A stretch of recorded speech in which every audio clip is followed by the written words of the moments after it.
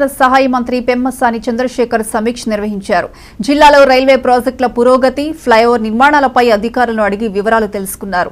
గత 5 ఏళ్లలో ఇక్కడి రైల్వే ప్రాజెక్టులు ఒక్క అడుగు కూడా ముందుకు పడలేదని అన్నారు. రైల్వే ప్రాజెక్టులతో ఓట్లు రావన్న ఉద్దేశంతో జగన్ వాటిని పట్టించుకోలేదని విమర్శించారు.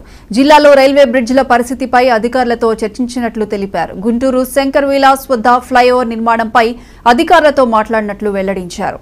జిల్లాలోని 15 రకాల బ్రిడ్జిల విషయం ప్రస్తావన వచ్చినట్లుగా వివరించారు. ఒక్క గుంటూరు జిల్లా పరిధిలోనే 2,000 కోట్ల రైల్వే పనులు జరుగుతున్నాయని పేర్కొన్నారు. పనులు ఎప్పటిలోగా పూర్తి చేయాలో అధికారులకు నిర్దేశించినట్లు చెప్పారు.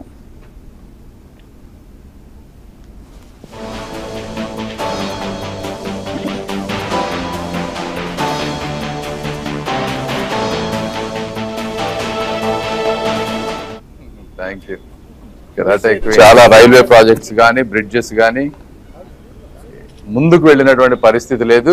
ఇవాళ కలెక్టర్ గారు, రైల్వే అధికారులు, అదేవిధంగా ఇక్కడ ఉన్నటువంటి R&Dకి సంబంధించిన అధికారులు, మున్సిపల్ అధికారులు అన్నీ కూర్చొని ఒకసారి రైల్వే ప్రాజెక్ట్స్ అంటే ల్యాండ్ అక్విజిషన్ ఇష్యూస్ ఉంటాయి. అదేవిధంగా లోకల్గా కొన్ని ఒక శంకర్ విలాస్ బ్రిడ్జ్ ఉంటే అది ట్రాఫిక్ హెవీగా ఉండేటువంటి బ్రిడ్జ్.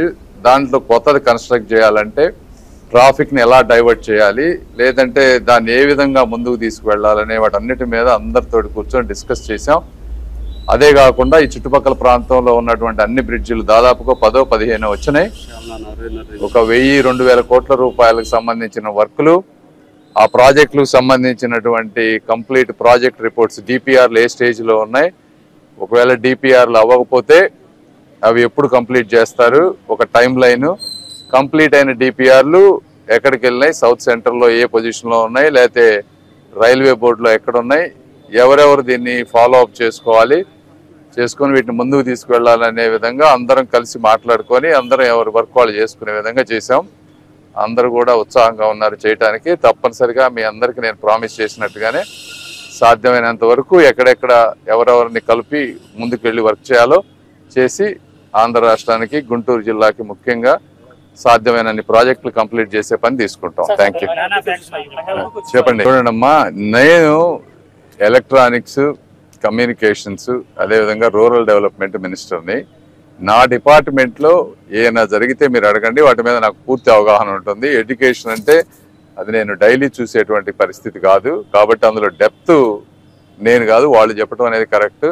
బట్ ఎక్కడైనా సరే చాలా అది ఇన్కన్వీనియన్స్ ఎవరికైనా కూడా. ఇంతమందికి మళ్ళీ ఎగ్జామ్ తీసుకోవాలంటే చాలా ఇన్కన్వీనియన్స్. దీనికి ఏంటంటే ఒక లాంగ్ టర్మ్గా స్ట్రక్చరల్ రీఫార్మ్స్ వచ్చినప్పుడు ఇవన్నీ ఉండవు. అంటే ఒక ఎగ్జామ్ అనేది ఇట్లా కొంతమంది ఎప్పుడైతే కంట్రోల్ చేస్తారో, అవినీతి పరులు ఎక్కడైతే ఉంటారో, ఇవన్నీ కూడా అవినీతికి నిదర్శనాలు. ఎక్కడైనా కానీ అధికారులు కానీ ఒక గవర్నమెంట్ వ్యవస్థలో ఉన్నప్పుడు ఎంత పెద్ద గొప్ప మంత్రి కానీ, ముఖ్యమంత్రి కానీ, ప్రైమ్ మినిస్టర్ కానీ వాళ్ళు ఎంత పనిచేద్దాం అనుకున్నా సిస్టంలో ఉన్న వేలాది మందిని కంట్రోల్